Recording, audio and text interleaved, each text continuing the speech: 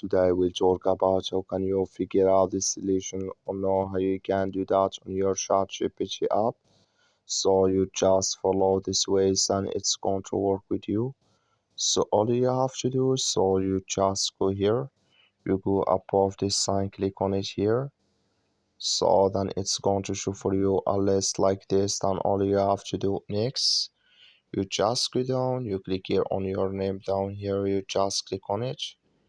So then you come to next step here, it's going to show for you like this. You click here on personalization, you just click on it here. So then you come to next step, it's going to show for you like this.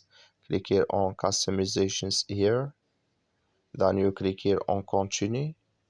So then you click in this sign or this color, like you see color, it's gone. That's mean customizations disabled with us now. That's all you have to do. Thank you for watching. Don't forget to support us by liking, subscribe.